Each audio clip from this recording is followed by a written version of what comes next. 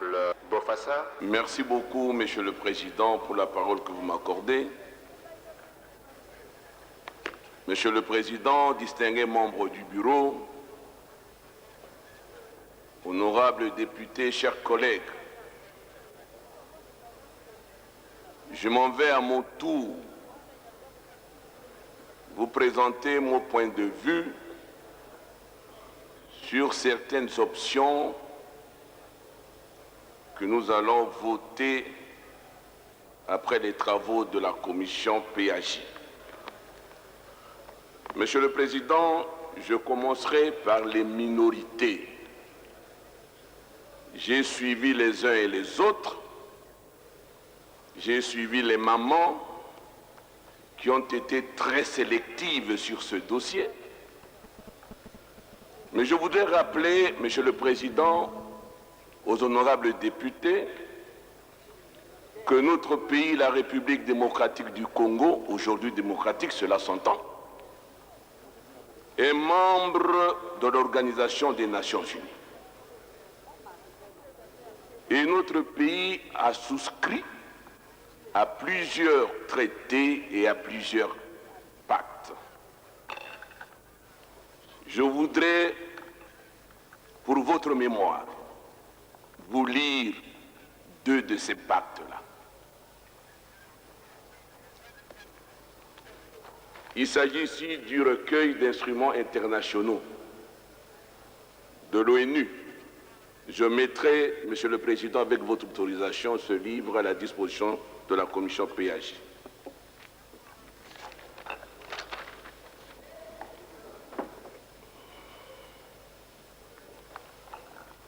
Monsieur le Président, chers collègues, le pacte international relatif aux droits civils et politiques, adopté le 16 décembre 1966, j'étais encore aux études secondaires, entré en vigueur le 23 mars 1976, 3 ans après mes études universitaires. Dans ce pacte-là, Monsieur le Président, chers collègues, il est dit à l'article 27, je cite, « Dans les États où il existe des minorités ethniques, religieuses ou linguistiques, les personnes appartenant à ces minorités ne peuvent être privées du droit d'avoir en commun avec les autres membres de leur groupe leur propre vie culturelle, de professer et de pratiquer leur propre religion ou d'employer leur propre langue. » Monsieur le Président, deuxième citation, nous sommes dans la Déclaration des droits des personnes appartenant aux minorités, adoptée par l'Assemblée générale des Nations unies. Monsieur le Président, je lis article 1er. Les États protègent l'existence et l'identité nationale ou ethnique, culturelle, religieuse ou linguistique des minorités sur leur territoire respectif et favorisent l'instauration des conditions propres à promouvoir cette identité. Les États adoptent les mesures législatives, ce que nous sommes en train de faire, ou autres, qui sont nécessaires pour parvenir à ces fins. Il s'agit aussi des minorités des pygmées. Il faut le faire.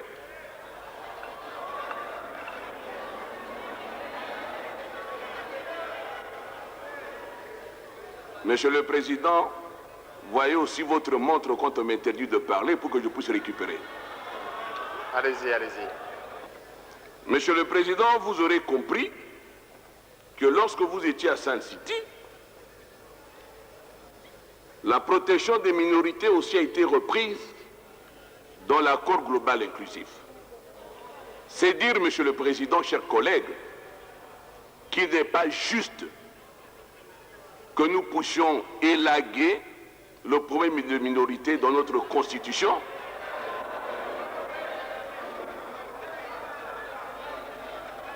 Poursuivez, poursuivez.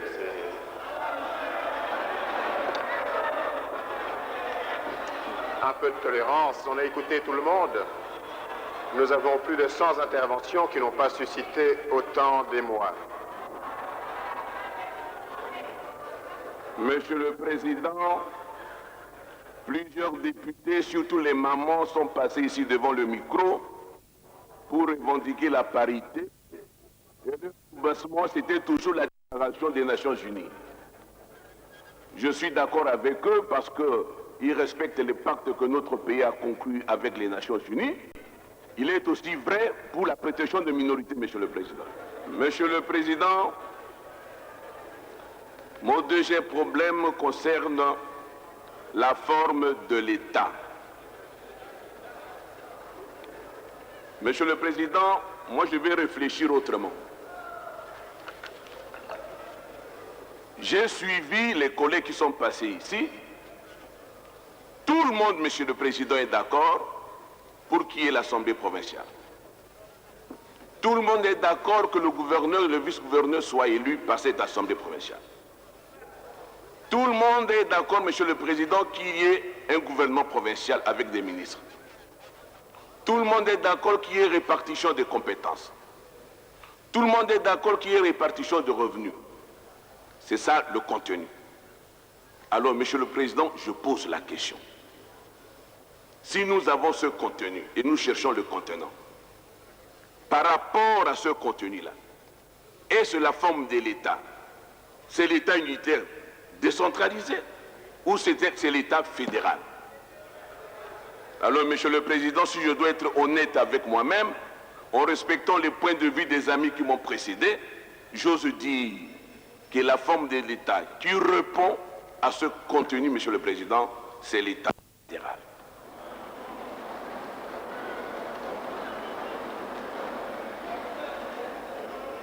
Monsieur le Président, je reviens au troisième axe. Le régime politique. Monsieur le Président, dans cet avant-projet de constitution, on nous dit que c'est le président de la République qui est élu sur base de son programme, qui définit le programme. C'est le Premier ministre qui est issu de la majorité parlementaire, qui définit aussi ensemble avec le président de la République le programme à conduire. Je me dis, Monsieur le Président, il y a là les germes de conflit. Il y a les germes de conflit parce que le président de la République ne sera jamais responsable devant le Parlement. En même temps, il a un programme pour lequel il a été élu. Le Premier ministre qui bénéficie de la majorité parlementaire doit se défendre devant cette Assemblée. Donc, il doit en même temps défendre le programme que le président a conçu, qui n'est pas le sien. Il y a là un conflit qui est latent. C'est pourquoi, Monsieur le Président, moi je souhaiterais que nous puissions adopter le régime parlementaire rationalisé. Monsieur le Président, le Premier ministre doit avoir beaucoup plus de responsabilités parce qu'il a une institution de contrôle devant lui. Nous avons besoin, Monsieur le Président, d'un gouvernement responsable devant les élus du peuple et qui doit rendre compte. Et nous n'avons pas besoin d'un président qui est irresponsable politiquement et qui doit avoir des compétences pour bousculer ou pour empêcher le Premier ministre de faire bien son travail.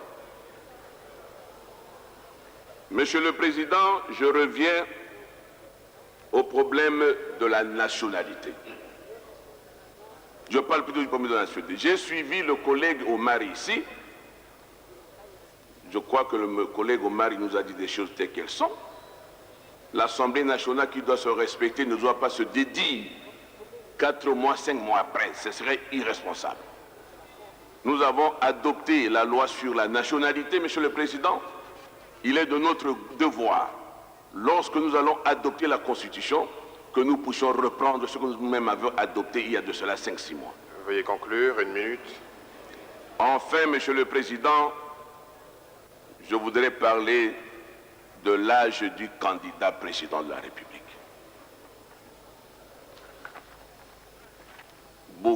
dit ici, Monsieur le Président, ils ont parlé de l'histoire de constitution, de la coutume. Nous ne devons pas prostituer les fonctions du président de la République. Nous avons besoin d'un candidat président de la République qui est mûr. Mais nous avons un problème, Monsieur le Président. Les amis de PPRD n'ont pas eu le courage de le poser, moi je le pose. Je suis libre de le dire. Il y a un problème réel et les gens n'ont pas le courage de le poser et ils font des enchères. Monsieur le Président, nous avons une personne qui est à la tête de la République. Il est devenu président de la République de la manière que l'on sait. Nous avons été à Saint-Titi, nous l'avons accepté, donc nous l'avons légitimé. Il est là. Il a des ambitions, certes, légitimes. Est-ce que devons-nous le bloquer? Je dis non. Il constitue une exception. Est-ce que devons-nous généraliser l'exception à cause d'un individu? Je dis non. C'est pourquoi, Monsieur le Président, quelqu'un qui constitue une exception, normalement, moralement parlant, ne peut pas refuser l'exception, parce qu'il est une exception. Il faut le dire. Monsieur le Président, l'âge requis, si on doit nous respecter, c'est 40 ans. Très bien, je vous remercie.